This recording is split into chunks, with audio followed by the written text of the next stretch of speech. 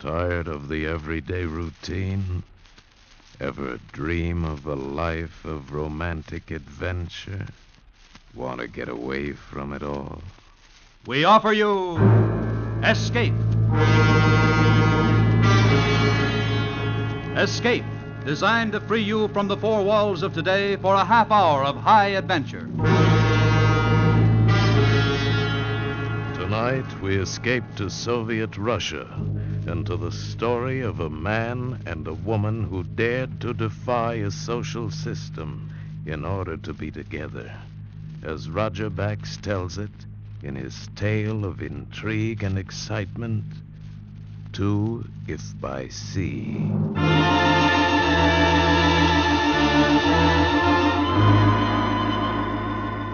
Before we hear tonight's story, a brief message from the Ford dealers of America. Again, for 1950, Ford has won the Fashion Academy Gold Medal Award as the Fashion Car of the Year. Listen to what Mr. Ralph Shaughnessy of Evanston, Illinois, one of the more than 220,000 delighted owners, says about his 50 Ford. I've been a Ford user for many years, but my new 50 Ford has made me more enthusiastic than ever. That quiet V8 engine is packed with pickup and go, and it gives the feel of real extra power performance. As for appearance, inside and out, it is a style leader. The smart, clean lines of the body design are particularly appealing to me. No wonder it was picked again this year as the best-looking car on the road. Yes, comments like that are heard every day by Ford dealers. But we want you to prove for yourself that the new 1950 Ford is the one truly fine car in its field. The classified phone directory will give you the name of your nearest Ford dealer, or perhaps you know him personally. Call him tomorrow and ask for a test drive in the new 1950 Ford. Feel its comfort. Hear the purr of its mighty V8 or 95 horsepower 6. See its many big car features. Yes, see, hear, and feel the difference yourself. Test drive the new 1950 Ford tomorrow. And now we bring you Escape.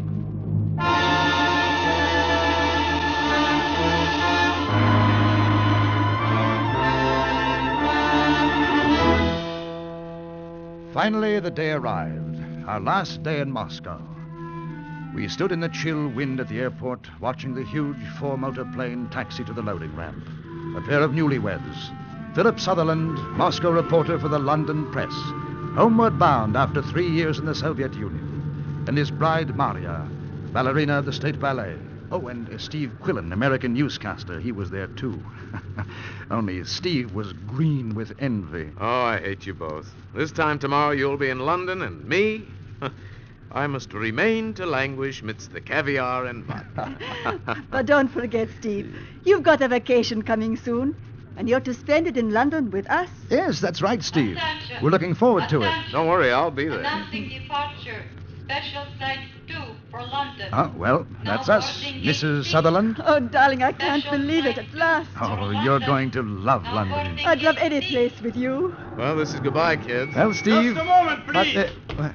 Well, we're in a hurry, officer. They've just announced our plane. I talked to the woman. You are Maria Lemarkina? I'm Maria Sutherland now. May I see your transportation papers, please? Oh, yes, of course, I have them right here. They're all in order. You may keep yours.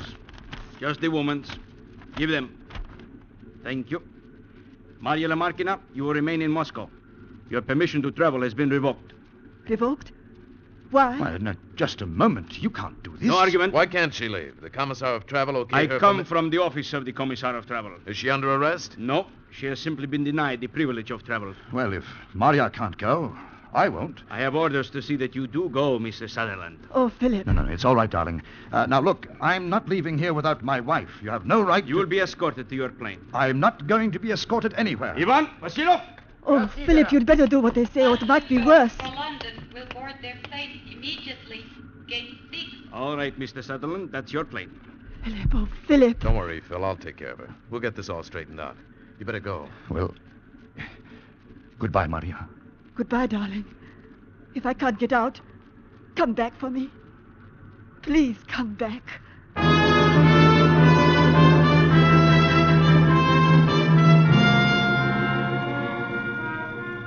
For the next couple of months, those two words rang in my ears 1,000 times a day.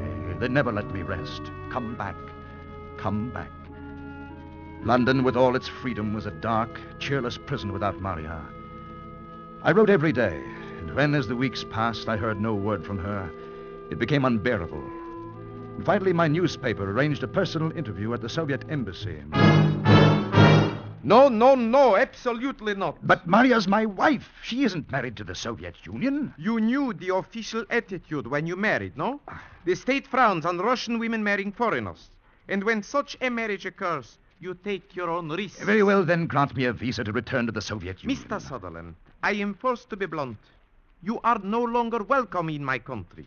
And besides, to return would only work a hardship on both of you. What do you mean? Forget Maria Lamarkina, Mr. Sutherland.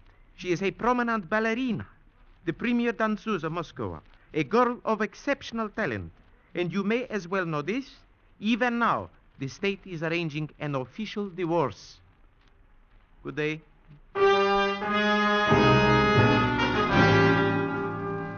It was monstrous. Incredible. Never would I believe that Maria had requested a divorce. I was sure of the love we had shared all too briefly, even though I never received a single letter from her. No. It was something bigger than the frowning labyrinth of bureaucracy. It was a giant conspiracy to keep us apart. I used the influence I could bring to bear on the people in high places. The matter went at last to the British Foreign Office. Red tape, it would seem, was not a monopoly of Red Russia. No. We grew a vigorous and hardy variety in Whitehall. So I made my own plan.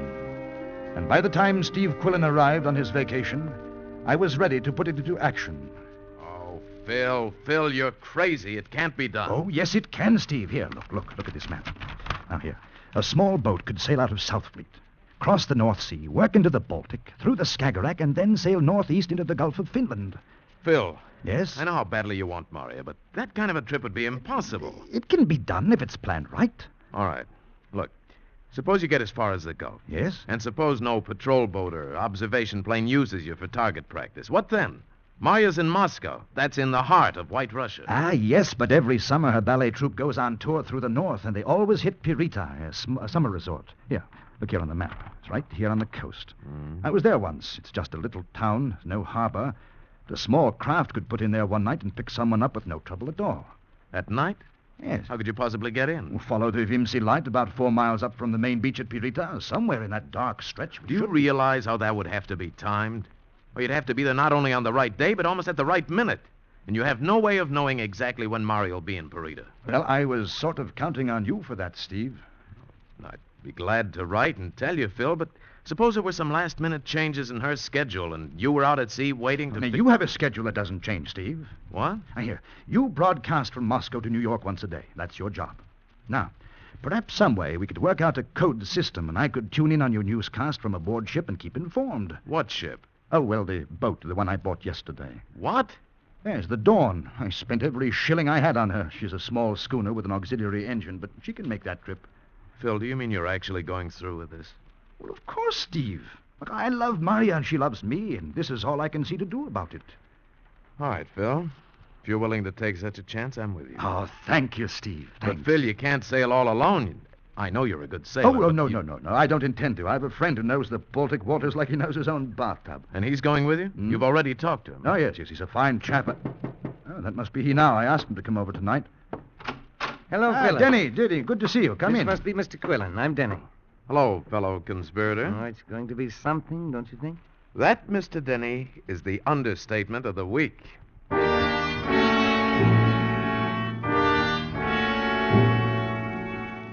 We spent the next 7 days working out a careful timetable and a code. And when Steve went back to Moscow, we rehearsed the code. And it worked. Every 9th word on his daily broadcast was a message to us. And one day, a month later, we put out for the Baltic Sea, keeping daily radio contact with Steve. Finally, we dropped anchor in the Gulf of Finland, 30 miles off the beach at Pirita, and waited for the final message. This is Radio It's set, Phil. Moskva calling. This is it. Standard Yes, I'm ready. Broadcasting System in New York. Mr. Stephen Quillen, correspondent for Standard Broadcasting System, will broadcast for 2 minutes, beginning 5 minutes past 4 o'clock. Hello, New York. Hello, New York. this is Quillen. It's a time check. Coming up on my watch, 4 minutes and 30 seconds past 4. Wolf, that was 4 minutes and 30 seconds past 4.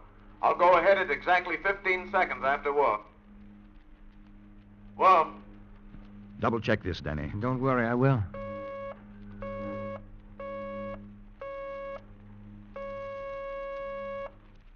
This is Steve Quillen reporting to you from Leningrad. I've been touring this battered city, studying all the reconstruction work in progress. Leningraders have certainly set themselves tremendous tasks. One of the architects, a blonde, vital woman of about 40, told me that on all occasions, Leningrad had reckoned to show the way to other parts of Soviet Russia in making good progress with its economic plan, and that with luck and hard work, it should keep the lead. Okay, Denny, that's all of it. Most of the buildings in the place were... What did he say? This is what we've been waiting for. Here, all set. Blonde on way. Good luck. Oh, good. That means by 10 o'clock tonight you'll be holding Maria in your arms. Oh, wouldn't Uncle Joe just bite the stem off his pipe if he knew he was going to lose one of his prettiest citizens tonight?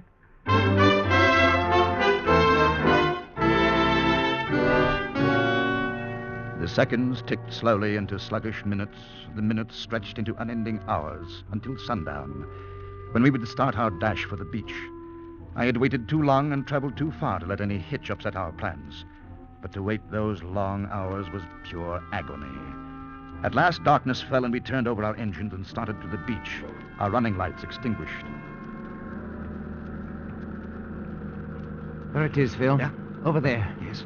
Those are the Vimsey lights. Aha. Now, down there, about a mile down the beach, where you see all the smaller lights? Yes. That's the bathing beach and the dancing pavilions. The town's farther in. Maria should be right opposite us now, on the dark stretch straight ahead. Denny, I can hardly believe it. Maria, only a mile away. Oh, come on, let's drop the hook and get the dinghy over the side. We rowed silently toward the shadowy shore, and I strained my eyes for the sight of Maria standing on the beach, but it was too dark to see anything but the line of sullen, brooding hills against the sky. And then suddenly I made out a figure standing alone. Quiet, waiting. Did you see something? Maria, she's there, you see? Be quiet. Sit down, you'll capsize us. It's only a few yards. We can... I can't wait, Denny. Phil, you fool! Be careful. Maria, here I am. Oh, Maria, darling, you... You are Philip Sutherland? Who are you? Where's Maria? Do not be afraid of me. I am a friend of Maria Lamarckina. Well, where is she? Maria cannot meet you tonight. Why? What has happened? Listen to me carefully, Mr. Sutherland. She tried desperately. Yes. But it was impossible, so she sent me to give you a message. What? I repeat, word for word. There is no hope of ever getting out of Russia.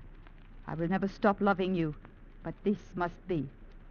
Goodbye forever. Phil, come on, you two. You can talk later. Let's get out of this place. Denny, this isn't Maria. This is a friend of hers. She says Maria's not coming, that she'll never come. What? Why not? I don't know. Tonight, Maria Lamarckina is with ballet at Putin.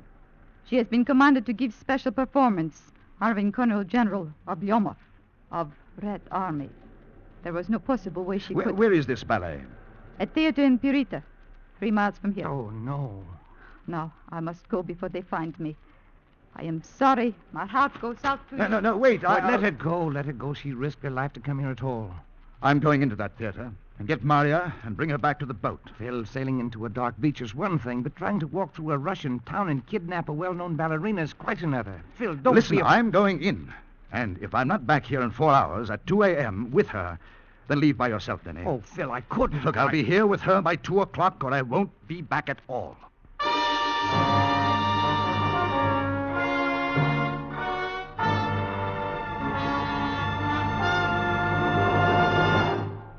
In just a moment, we will return to Escape. But first, a message from the Ford dealers of America. The more than 220,000 proud owners of a 1950 Ford say that driving is proof positive that it is America's outstanding value. The one fine car in the low-price field. We Ford dealers invite you to test drive the 50 Ford yourself. You'll thrill to its tremendous power and flashing acceleration. You'll marvel at its ease of handling and ease of parking. And when you try a rough road, you'll experience a luxurious big car feel of solid roadability and genuine comfort. Yes, 50 Ford owners are proud owners. Proud of the performance of their cars and proud of the beauty, which for the second straight year has won Ford the New York Fashion Academy Gold Medal Award as the Fashion Car of the Year. Tomorrow, drop in to see your Ford dealer. If you don't know him personally, he's listed in the classified telephone directory. He'll gladly arrange a test drive for you in either the great new V8 or the 95 horsepower 6. Then you'll see, hear, and feel the difference. Before you buy any car at any price, test drive the 1950 Ford. And now we return you to the second act of Escape.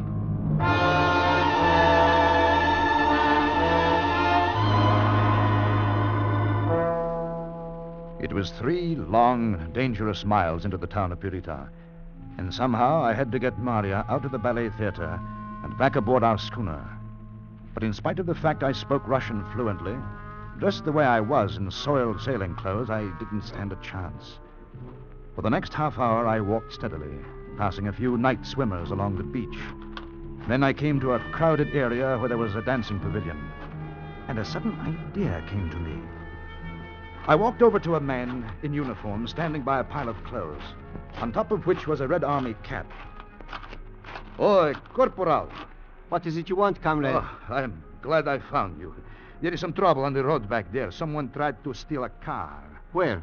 Yeah. What sort of car, Tovarish? It was a Black Army Zis. This? Oh, no, It's no. not yours, is it? The militia are making trouble about the missing chauffeur. Tovarish, help me, I beg you. Keep your eye on the colonel's uniform while I go see. The colonel's in swimming now, and if he falls down, I will...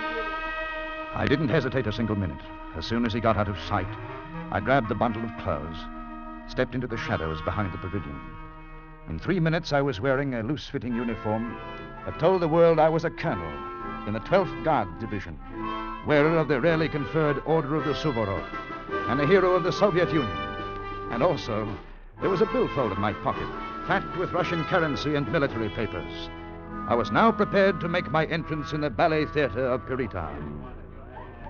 I would like a ticket, please. Oh, Comrade Colonel, I'm so sorry, but there's not one to be had. Not one in the entire house. Yes, there is, clerk. Huh? The colonel is invited to sit in my box. His collar insignia and his decorations glittered in the light of the theater lobby.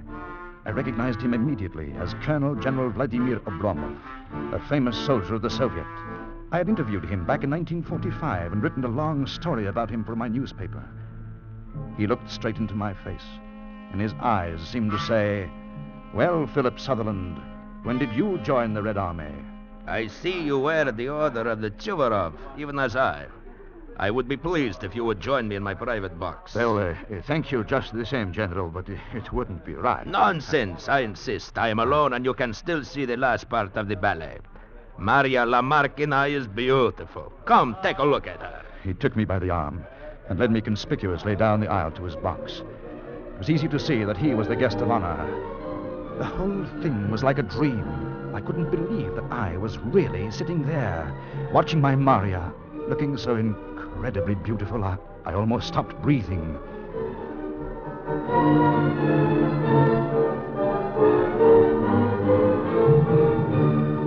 Time was our enemy. I thought the ballet would never end.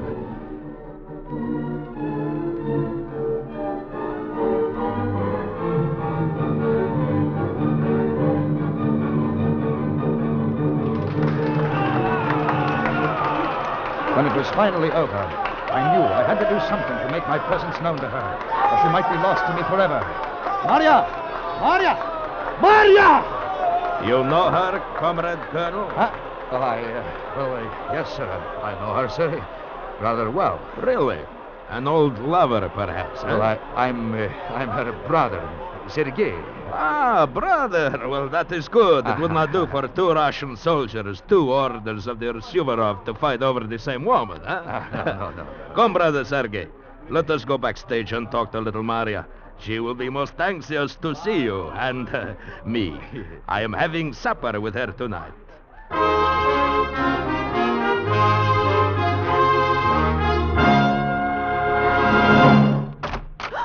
Maria, look, I have surprise for you, your brother. Maria. Well, Maria, don't you know your own brother? Or has he grown too fat on Red Army rations, huh? It's really me, Maria. Sergei. Oh, Sergei! Sergei! It's been so long. Too long, Maria. Tender. Hey. Well, how are you, my little sister? How's the family? How's Shura? And Mishikov, is he still in the factory at Donetsk? I can't answer all your questions in one breath, Sergei. This is very happy occasion. I will go prepare drinks. Fine, yes. Philip, darling, what are you doing here? They'll kill you if they find out. Why didn't you come to the beach? He was with me all day. Oh, Maria, I have never seen you perform so well. Tonight you danced my eyes out. How long are you going to be in town, Sergei? I leave with the dawn, Maria darling. Oh, well, in that case, we haven't much time. We must do our best to entertain Sergei, huh, Maria? Of course, Colonel General. Oh, please, just call me plain General. Here, your glass. Thank you. And now, a toast. Until the dawn.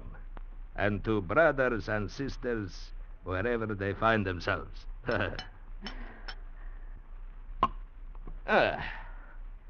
Brother, huh?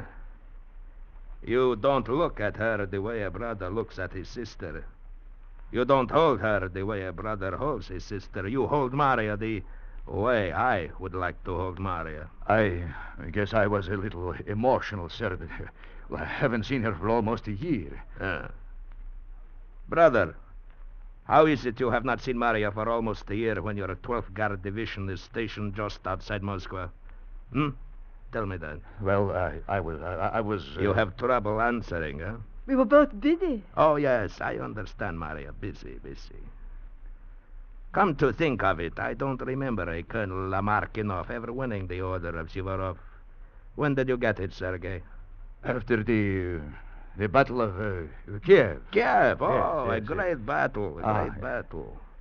Only I thought that was the 10th Division. Oh, well, I was with them for 6 months. With the 10th Division? Yes. Who was your commanding officer? It's been so long, sir. I can't remember his name. I'll refresh your memory, brother Sergei. It was Borovsky, and of course now I know you lie. My brother does not lie, General. I'm afraid, Maria, I've trapped him. That Kiev was not the 10th Division or the 12th Division, but Timoshenko's 7th. Now let me see your papers, brother Sergei. I'm afraid I left them in my car. Let me see them. And be careful how you hand them over. It's very interesting. Brother Sergei has suddenly become Colonel Joseph Rakursky-Skalya. What do you think of that, Sister Maria? General, it wasn't his fault. I made him do it. Don't do anything to me. No, Maria. It was my idea. Young love and mutual sacrifice and touching. Do you know what I am going to do, Sergei? No? What? Put you under arrest. Stand where you are. I would be most happy to shoot you. I will get to the bottom of this soon. Corporal! Maria. Do you think I killed him? I don't know, but you did him in thoroughly with that decanter. Philip, I'm frightened. Yeah, so am I, but let's talk about that after we get aboard the schooner. We slipped out of the theater and raced along the deserted cobbled streets. The town clock sounded 1:30. 3 miles to cover in 30 minutes. Maria was running to keep up with my long strides. Nowhere in sight was a car I could commandeer or even a bicycle. We could count on nothing but our own strength and the driving need we both had to spend the rest of our lives together. 25 minutes later, we were hurrying down the long slope toward the beach, and ahead of us the Vimsey light twinkled mockingly and seemed just as far away. Maria's breath was coming in little sobs. My lungs ached with an agony unendurable. And then I heard it.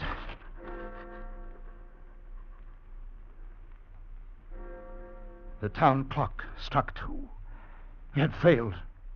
So near to the beach and yet too far. The planning of months lost by seconds.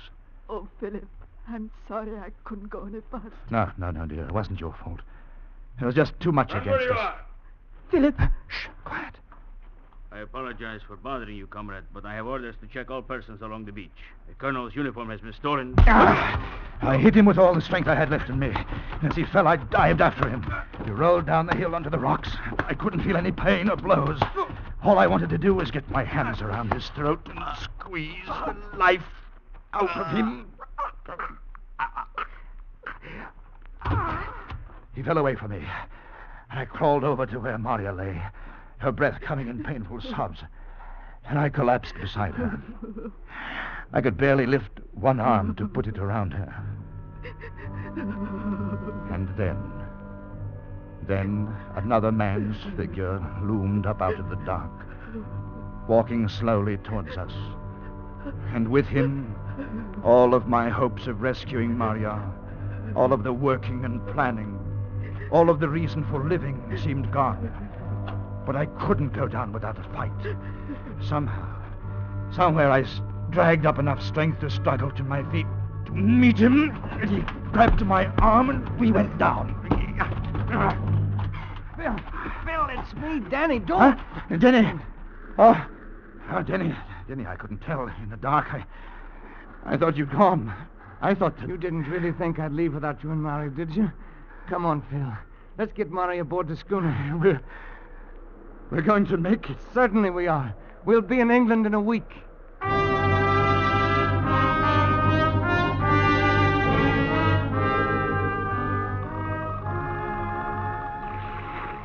Phil, Yes, darling. where are we? Far enough. You can stop looking over your shoulder. Really? Really? Yes, really. We're going home, Mrs. Sutherland.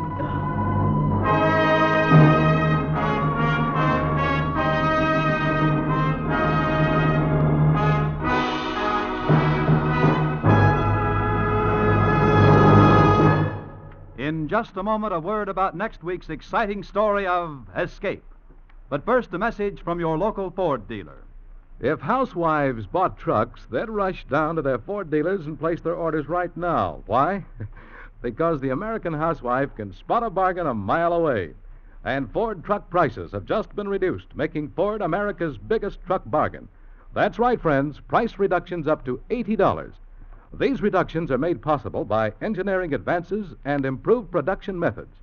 Ford trucks for $50 at these new reduced prices have all the extra value features that have enabled Ford trucks to score greater sales gains than all other makes combined. They are packed with truck advancements that give more performance at less cost. See them at your Ford dealers today. And remember, Ford trucks cost less because Ford trucks last longer. Latest available registrations prove it.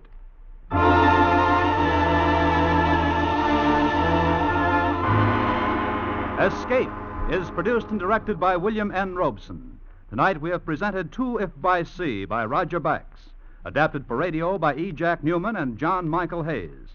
Featured in the cast were John Daner as Philip, Barton Yarborough as Denny, Paul Fries as Steve Quillen, and Marta Mitrovich as Maria. Also heard were Inga Yolis, Jack Crucian, Bill Conrad, and Paul Dubov. Special music was arranged and conducted by Del Castillo. Next week. You are within a few days of your release after 8 years of horror on the prison island of New Caledonia. But between you and final freedom stands the love of a beautiful girl and the monstrous figure of Monsieur Deneux, the official executioner. Next week, we escape with John Russell's terrifying story, The Red Mark. Good night, then, until this same time next week, when once again we offer you Escape. This is CBS, the Columbia Broadcasting System.